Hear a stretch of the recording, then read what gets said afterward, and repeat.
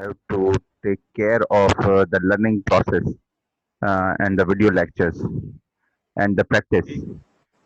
That is a very important thing for your exam point of view and for your learning point of view also, because these are the contents of electrical engineering which you just cannot live without, because your main field is electrical engineering, and this book is the most important book of your all courses for all engineering program. So हमने इसमें से जो contents cover किए हैं ना, that is definitely the most important topic of your electrical engineering concepts. हम कह सकते हैं कि इसका जो पहला कोर्स आपने पढ़ा था खलील अंसारी साहब से, वो भी जो है उसका बेसिक कोर्स था, and this is the second course. तो दोनों ही कोर्स बहुत इंपॉर्टेंट है फॉर इलेक्ट्रिकल इंजीनियरिंग। अच्छा, मैं आपको बताऊं थोड़ा सा इससे पहले कि मैं आप लोगों की सुनूं कि अम, हमारा जो कोर्स का जो कंटेंट्स हैं वो अभी काफ़ी सारे रह गए हैं, but I will be just limiting my self for from examination point of view जितना मैं कवर करा सकूंगा। तो हमने इसके बाद एक और चैप्टर लेना है। अभी हम पावर का चैप्टर कर रहे हैं, मेरे ख्याल से 28 लेक्चर्स हो चुके हैं। तो इसका जो 11 चैप्टर को एंड करके हमने फिर अगला 3 फेज का एक चैप्टर लेना है। तो उसमें से मैं एग्ज़ाम आपका बनाऊंगा, और अब आप लोग बताएं कि क्या आपके मसाइल हैं और क्या आपकी कंडीशन है वीडियो लेक्चर और प्रैक्टिस पॉइंट ऑफ व्यू से।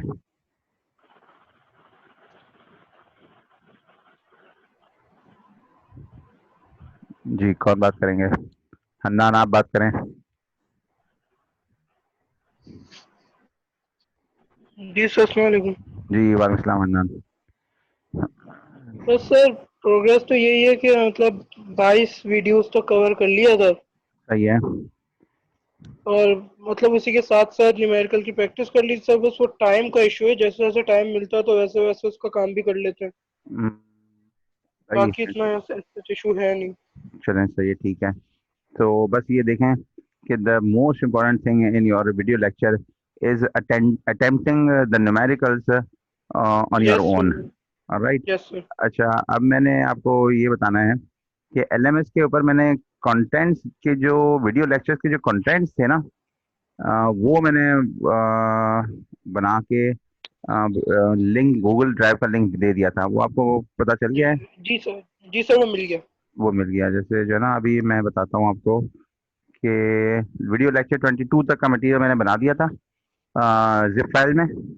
अब मैं एक और जिप फाइल बनाता हूँ जो कि वीडियो लेक्चर 29 तक, अभी 28 हो गया ना, तो अभी एक लेक्चर रिकॉर्ड करा के ना मैं इस लेक्चर के बाद आज के दिन में, तो 29th लेक्चर तक का जो कंटेंट्स होंगे ना, वो मैं अपलोड कर दूंगा in the form of URL of link of the Google drive. तो कुछ आपके जो स्टूडेंट्स थे उन्होंने मुझे व्हाट्सएप मैसेज किए हैं अबाउट द क्यूरीज के उनको कोई प्रॉब्लम हो रही है न्यूमेरिकल से अंडरस्टैंड करने में या कॉन्सेप्ट्स को। तो वो स्टूडेंट शायद यहाँ पे इस वक्त मौजूद नहीं है। फुजैल थे, उन्होंने मुझे व्हाट्सएप किया था। और मैं आपसे भी यही कहूँगा कि अगर आपको कोई क्यूरी हो तो आप मुझे व्हाट्सएप कर दें। तो व्हाट्सएप पे जवाब देना फौरी फौरी तौर पे आसान होता है, या फिर ऑनलाइन क्लास अरेंज कर लेंगे तो फिर उसमें जवाब दे देंगे।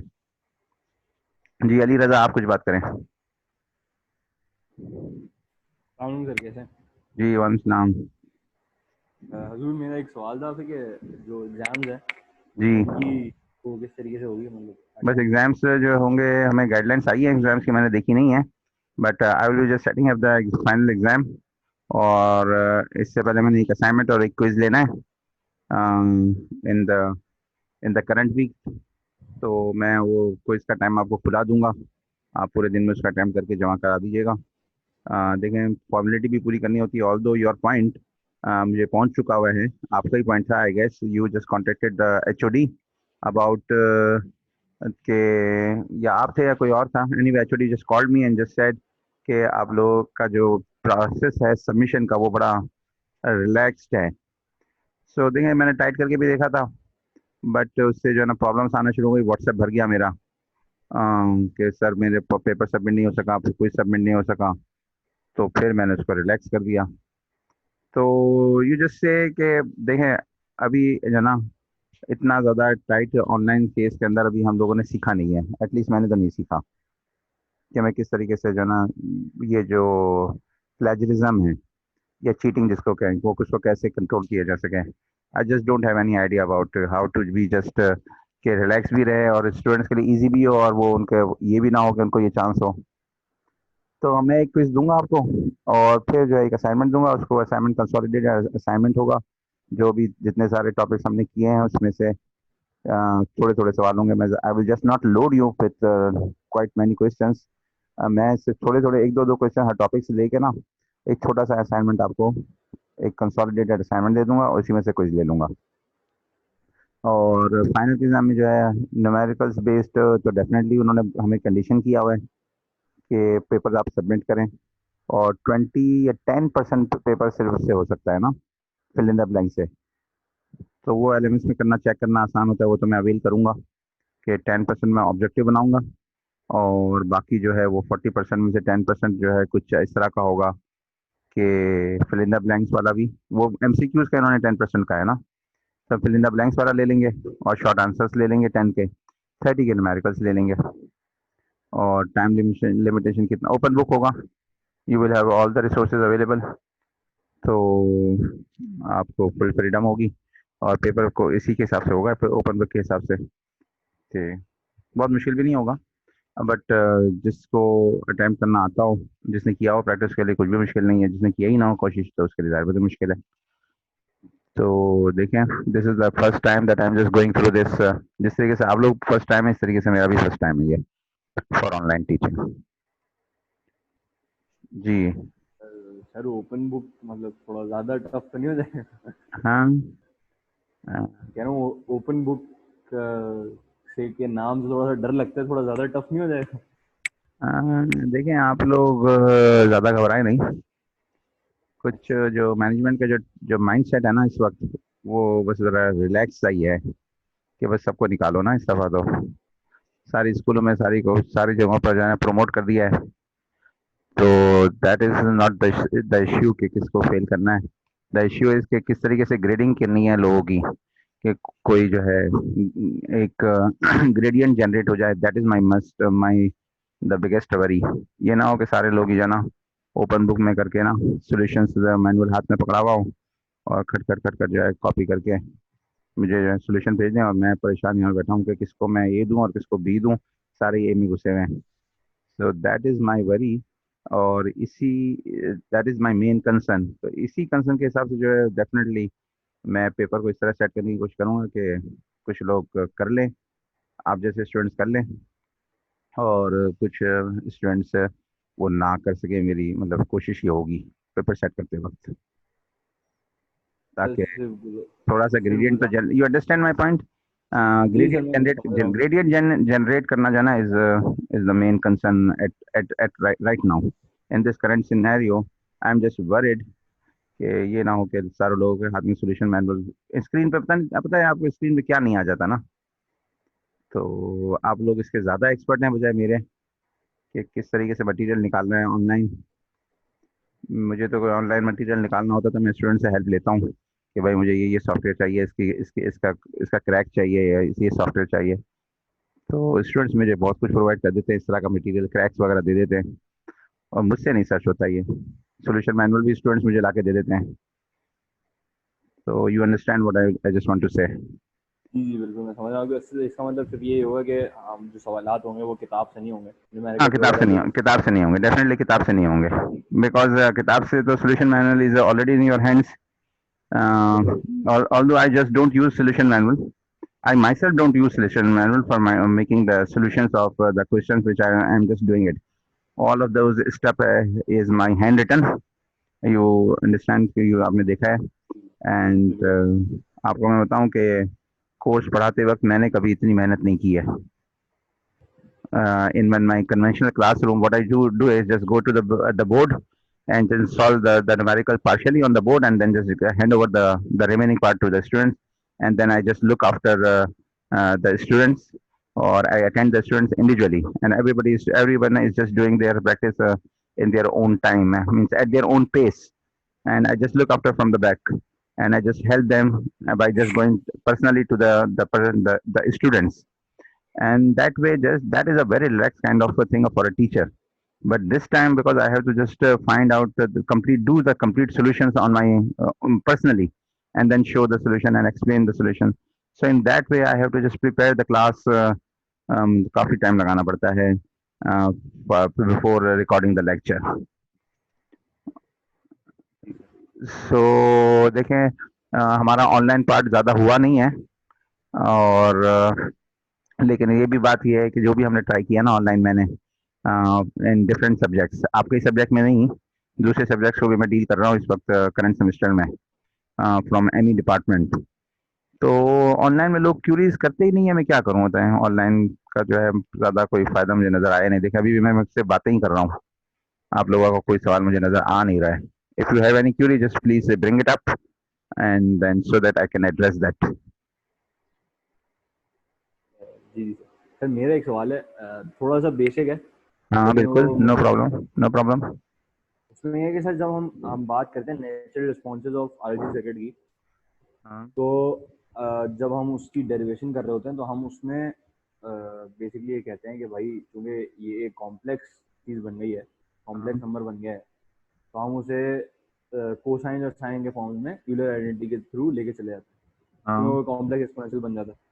उसके बाद हम एक कांस्टेंट बनाते हैं इनिशियल कंडीशंस को यूज करते हुए, सॉरी डेरिवेशन करते हुए दो कांस्टेंट बनाते हैं, A1 और A2।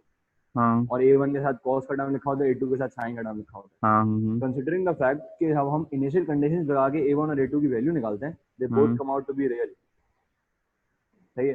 तो अब लेकिन हमने जहाँ से शुरू की थी बात, वो यहाँ से शुरू की थी कि भाई इसका response is a complex response, इसका रिस्पॉन्स एक रियल रिस्पॉन्स नहीं है, ये सर्किट कॉम्प्लेक्स प्लेन में रिस्पॉन्ड कर रहा है एक तरीके से। देखें आप दो चीज़ों को मिक्सअप कर रहे हैं। मुझे यहाँ पे आप लोग, आपका थोड़ा सा कंसर्न जो है ना, प्रैक्टिस की लैकिंग लग रही है, या हो सकता है कि मैं कोई चीज़ मिस कर रहा हूँ, इसका भी चांस है। जो आप दो चीज़ें मालूम कर रहे हैं ना कि A1 और A2, वो RLC सर्किट की बात हो रही है, ऐसा ही है? बिल्कुल। चैप्टर नंबर 8 की बात हो रही है ना? तो चैप्टर नंबर 8 में यूलर्स आइडेंटिटी नहीं है। यूलर्स आइडेंटिटी आती है चैप्टर नंबर 10 में, आई गेस, या 9 में, जहाँ पर हम AC सर्किट की बात करते हैं। तो AC सर्किट्स में हमने जो है A1 वगैरह नहीं लिया हुआ, और सर्किट को हमने फेजर्स वहाँ पे डील किए हैं, और RLC सर्किट में हमने A1 और A2 लिया, लेकिन वहाँ पे कॉम्प्लेक्स नंबर नहीं है, यूलर आइडेंटिटी नहीं है वहाँ पर। वो DC रिस्पॉन्स है। जब RLC सर्किट की बात करते हैं ना, तो वहाँ पे DC सर्किट को हमने सिर्फ कंसीडर किया हुआ है। मैं आपको किताब में से दिखाता हूँ, and I will just share the screen with you so that we can just have a very constructive kind of discussion, जिसके अंदर मैं सिर्फ बातें ना करूँ, कुछ दिखाऊं भी ना। So just give me a second, I will just pull out the material from the book. I'm just about to share the screen. Hold on. मैं PDF खोल रहा हूँ। ओके, मेरी PDF खुल गई है। मैं सिर्फ चैप्टर को लोकेट कर रहा हूँ कि कौन से चैप्टर को स्टार्ट करें फॉर RLC सर्किट। सही है। I will just go to RLC, the second order circuit. Here a second order circuit. अच्छा,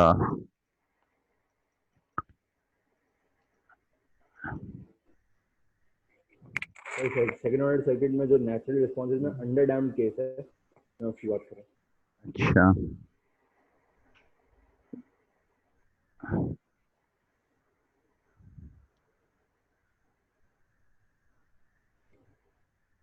अंडर डैम्प्ड केस की बात हो रही है। अच्छा, आप मुझे स्क्रीन शेयर करने दें, ठीक है? मैं स्क्रीन शेयर कर रहा हूँ, फिर आप मुझे बताइएगा कि आप क्या पूछ रहे हैं, ठीक है? Screen sharing, share screen, okay.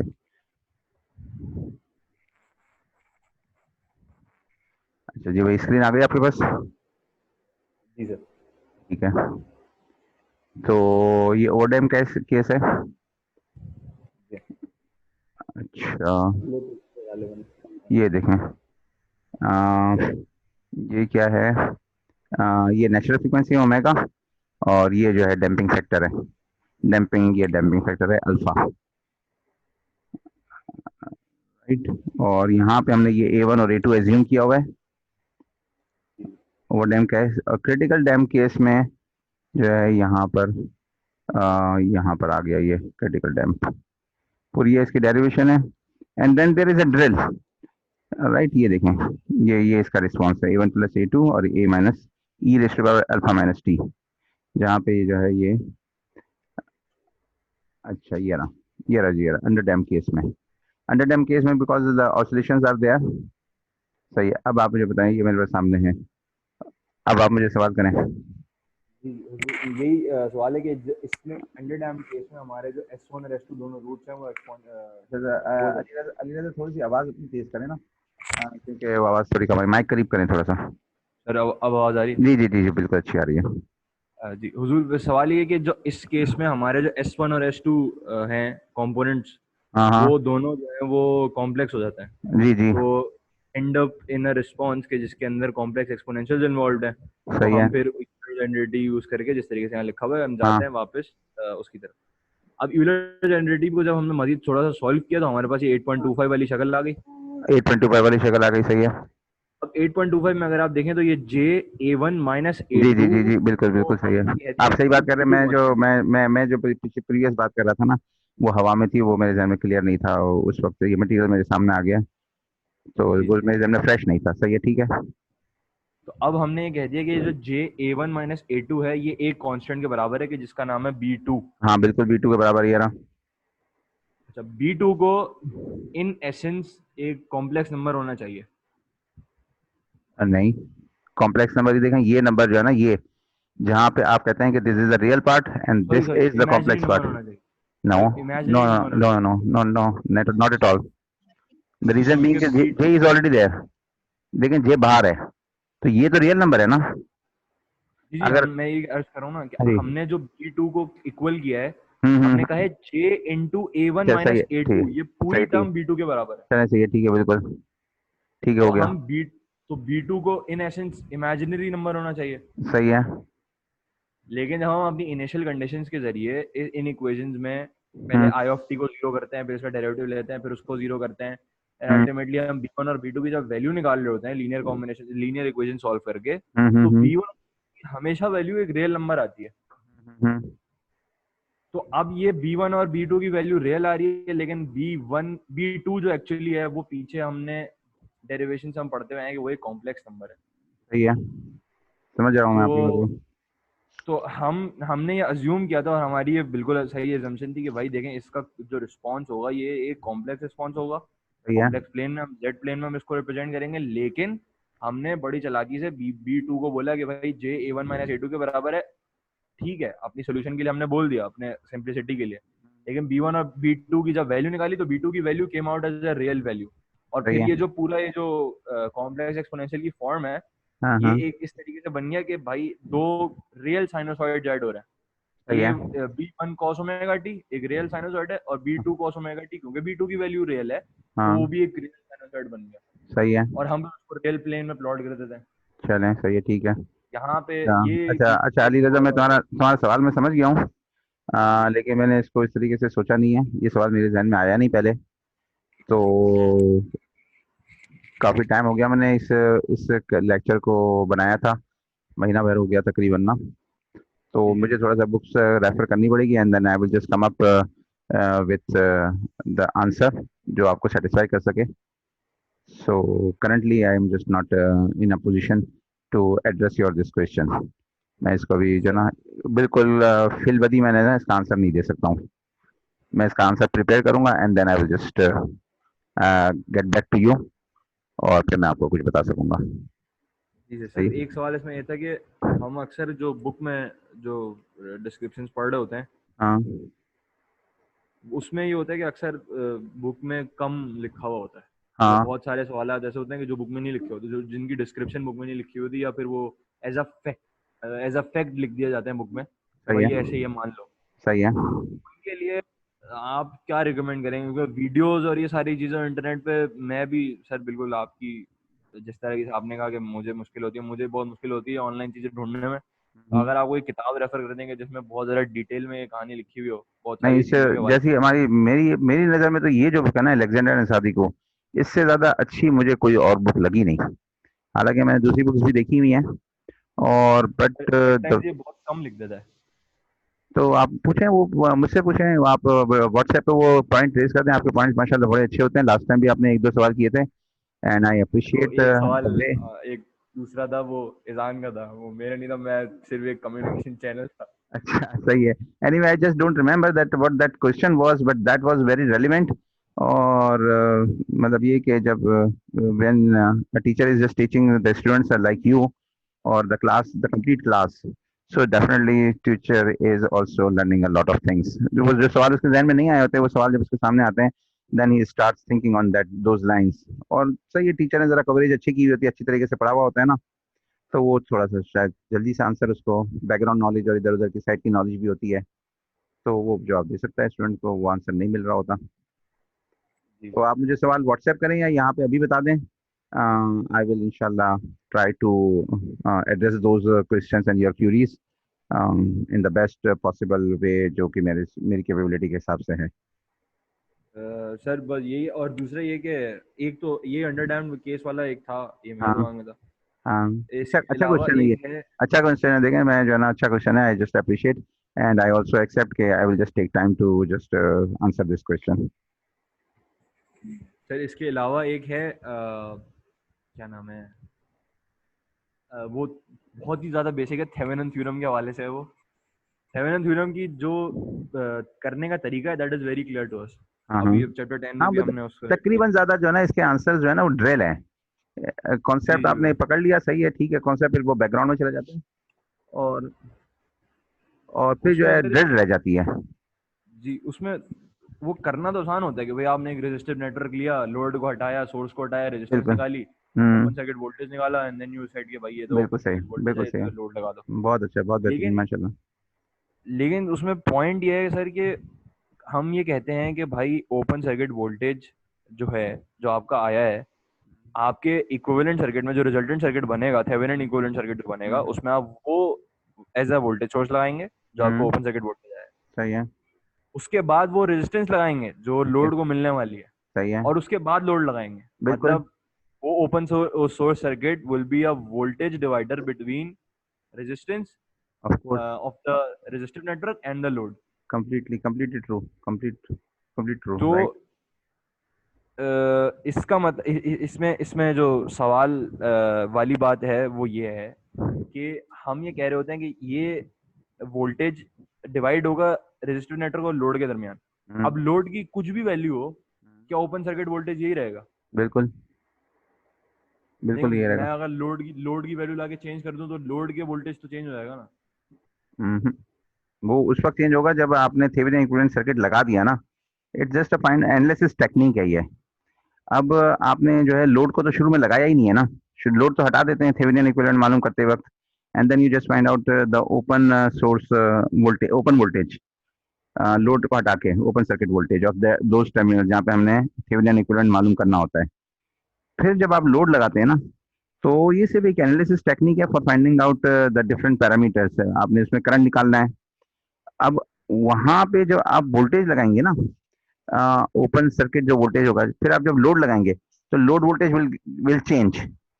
और डेफिनेटली वो बिल्कुल। वोल्टेज जो है ना, अगर लेट्स से कि आपने मैक्सिमम पावर ट्रांसफर वाला लोड लगा दिया, यानी जी आर एल लगा दिया आर एस के बराबर, तो वोल्टेज आधा हो जाएगा उसी उन्हीं टर्मिनल्स पे जहाँ पे when you are just calculating the Thevenin equivalent voltage, और वो वी थेवेनिन निकला, तो उस वक्त लोड नहीं लगाया था आपने। लेकिन जैसे आपने लोड लगाया इक्विवेलेंट सर्किट में जो थेवेनिन इक्विवेलेंट सर्किट है उसमें, तो लोड वोल्टेज आधा हो गया। इस तरीके से कोई और वैल्यू लगाएंगे तो वो उसके हिसाब से हो जाएगी। लेकिन तो उसमें जी उसमें सर कंफ्यूजन से छोटी सी ये है हम्म, कि हम जो ओपन सर्किट वोल्टेज निकालते हैं, हम ये कहते हैं कि भाई एक रेजिस्टिव नेटवर्क है जिसपे सोर्स लगी हुई है इनिशियली, सही है। जो थे, और उसमें फिर उसमें करंट भी दौड़ रहा है, सब कुछ हो रहा है। उसके बाद जो आखिरी पॉइंट होता है उसका, उसके पैरेलल हम ये बोलते हैं कि भाई ये देखो, ये ओपन सर्किट वोल्टेज है। सही है। अब ये ओपन सर्किट वोल्टेज उस वक्त आएगा जब उस इनिशियल सोर्स ने इस सर्किट को चलाया हुआ है, सही है। और उस सर्किट को चलाने के बाद ओपन सर्किट वोल्टेज इस सर्किट का ये है। सही है। ये मैं ओपन सर्किट वोल्टेज लेता हूँ और हम्म। दोबारा इस रेजिस्टिव नेटवर्क में से गुजार देता हूँ, हाँ और फिर अपने लोड में भेजता हूँ। हाँ। ये कंफ्यूजन भाई, ये तो देखें, वोल्टेज इसमें उसी इसमें वक्त आया था ना इसमें जब उसमें से गुजर गई बात। इसमें देखें, मुझे और अल्फाज मिल नहीं रहे। But to me, this is very clear. This is an analysis technique, or you just go through the proof of this Thevenin theorem. तो आपको पता लग जाएगा, because we haven't covered the proof. We have just assumed that it is correct. तो हमने proof तो देखा नहीं है, but what you are just right now having a trouble in is the proof कि why this is true, why this is so. तो अगर आप proof की तरफ चले जाएं and then you just go through the proof, तो आपको पता लग जाएगा this is true. और ये एक एनालिसिस टेक्निक है। और आप जब ओपन सर्किट वोल्टेज मालूम करते हैं ना, तो जब आप लोड कनेक्ट कर देते हैं तो ओपन वहां पे लोड पे वो वाला वोल्टेज नहीं रहता, फिर तो वो एक्चुअल वोल्टेज हो जाता है कि पूरा सर्किट अगर लगा हुआ हो और आप थेवेनिन इक्विवेलेंट मालूम ना करें, तो उन दो टर्मिनल्स पे जो वोल्टेज आएगा वो थेवेनिन इक्विवेलेंट में भी वही वाला वोल्टेज आएगा लोड पर। तो ये तो अगर आप कैलकुलेट करके देखें, एक सर्किट को सॉल्व करें without Thevenin equivalent, without finding out the Thevenin equivalent circuit, and then you just find out the RL के across VL मालूम करें, load voltage मालूम करें, and then you find out the Thevenin equivalent, and then you just find out the load voltage again, so it will come out to be same. तो इसमें कोई disturbance मुझे कोई ऐसा पॉइंट नजर नहीं आ रहा। The only thing is that you have to just convince yourself कि this is the fact, and that you will convince by, अगर आपको टाइम लगाना ही है तो आप थेवेनिन इक्विवेलेंट मालूम करें, और थेवेनिन इक्विवेलेंट का प्रूफ मालूम करें, प्रूफ की तरफ जाएं। प्रूफ मौजूद है लेकिन हमने कवर अप नहीं किया उसको। आपकी बात मुझे एक सवाल पे लेके आती है अपने, और वो थोड़ा सा आवाज थोड़ा माइक थोड़ा करीब करें।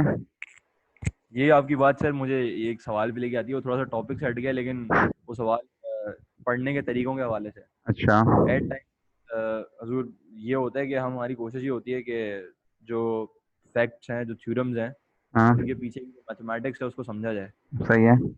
लेकिन आप क्या समझते हैं कि कहाँ, where to draw the line, मतलब कहाँ पे हमें रुक के ये बोल देना चाहिए कि ये फैक्ट, और एज एन इंजीनियर जब मैं डेवलप करने जा रहा हूँ या डिजाइन करने जा रहा हूँ, I will use this fact mathematically to design my system, but I don't need to know कि ये फैक्ट क्यों है। देखें, ये तो स्टूडेंट टू स्टूडेंट वेरी करता है ना, स्टूडेंट टू स्टूडेंट वेरी करता है। If you are curious and you have enough time available with you, and you have the enough drive to go through the details, and you are just kind of कि जिसमें आप समझते हैं कि मुझे मजा आ रहा है, बिकॉज काम तो बंदा वही करेगा ना जिसमें मजा आ रहा होता है। तो वो जो है, the world is open for you, the books are there, और the very book that we are just following, इसके अंदर भी प्रूफ मौजूद है। You just take out half an hour और 1 आवर और 2 घंटे निकालें और जस्ट प्रूफ को जस्ट अपने टाइम लगाएं इसके ऊपर। From examination point of view, that is not important proof, because you will not be asked about the details of the proof. But agar, if you are curious, and then go through it, and definitely this is going to help you in your future. आप जैसे engineer बनेंगे, जैसे वो दूसरे लोग आपके batchmate नहीं बन सकेंगे, बिकॉज मेहनत जो ज्यादा करेगा वही ज्यादा जो है फल पाएगा।